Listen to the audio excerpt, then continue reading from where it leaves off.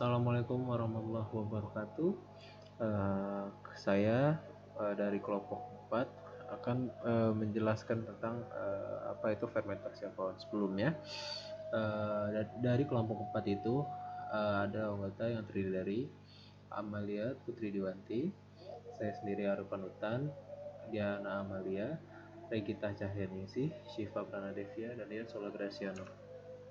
Nah, yang sama-sama kita ketahui, alkohol itu dikenal sebagai yang negatif-negatif ya. Padahal belum tentu itu negatif. Nah, pada kesempatan kali ini saya akan menjelaskan fermentasi alkohol itu. Jadi, alkohol itu merupakan senyawa organik dengan rumus C2H5OH. Alkohol itu berbentuknya cairan. Dia nggak berwarna, dia tuh mudah menguap, gampang terbakar, larut dalam air yang mudah, dan tembus cahaya. Nah, sifat dari alkohol ini bergantung pada gugus hidroksilnya. Nah, untuk skema fermentasi alkohol dapat dilihat di sini. Glukosa untuk menghasilkan 2 ATP yang berasal dari 2 ADP dan P, menghasilkan 2 NADH yang berasal dari 2 NAD+, dan menghasilkan 2 pirufat. Tahapan yang pertama, pirufat yang memiliki 3 atom karbon akan dikonversi menjadi 2 asetildehida yang memiliki 2 atom karbon. Berarti pada tahapan pengubahan pirufat menjadi asetildehida ini, ada pelepasan 1 atom karbon. Nah, 1 karbon ini akan membentuk karbon dioksida sebanyak 2 buah. Tahap yang kedua, asetildehida akan segera mengikat ion H+ yang berasal dari penguraian NADH menjadi NAD+. Maka asetildehida di sini berperan sebagai akseptor atau penerima ion H+. Nah, pengikatan ion H+ oleh asetildehida ini akan membentuk senyawa etanol. Selanjutnya, NAD+ yang dihasilkan dari penguraian NADH ini akan dibutuhkan untuk menjalankan proses glikolisis selanjutnya. Sehingga, produk fermentasi etanol atau fermentasi alkohol ini adalah 2 etanol, 2 CO2, dan 2 ATP. Nah, karakteristik fermentasi alkohol itu yaitu satu, berjalan anaerob. Nah, dari hasil fermentasi itu hasilnya itu ada 2 ATP, 2 COC, 2 asetildehida, dan kemudian itu yang jadinya etanol. Dalam fermentasi alkohol ini, alkohol itu tidak menggunakan oksigen, dan NADH yang harusnya diberikan mitokondria itu diberikan ke oksigen dan menjadi H2O.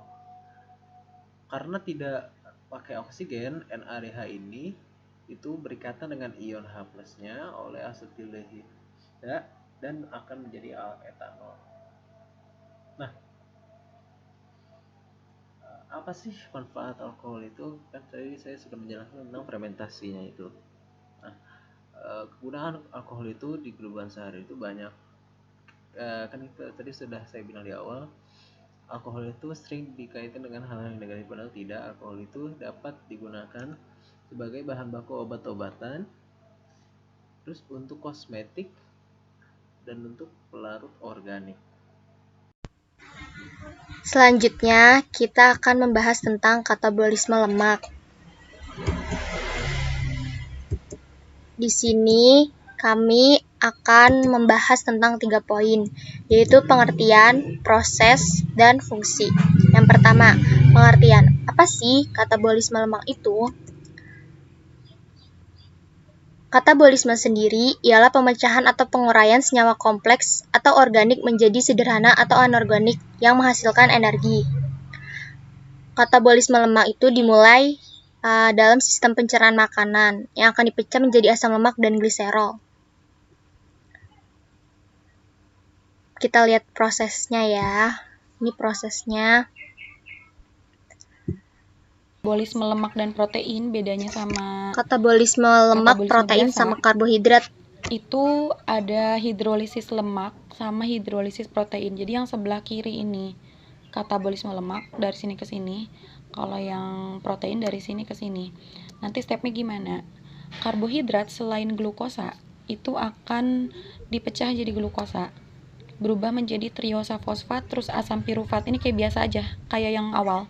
Asam pirufat jadi asetil CoA, terus masuk siklus Krebs, terus Ini transfer lagi elektron. katabolisme Kalau yang dari atas karbohidrat. sampai bawah ke sini ini normal. Tapi kalau yang lemak nih, pertama, lemak itu dihidrolisis. Dihidrolisis itu dipecah. Jadi apa? Diurai Dipecah. gitu. Asam lemak tambah gliserol.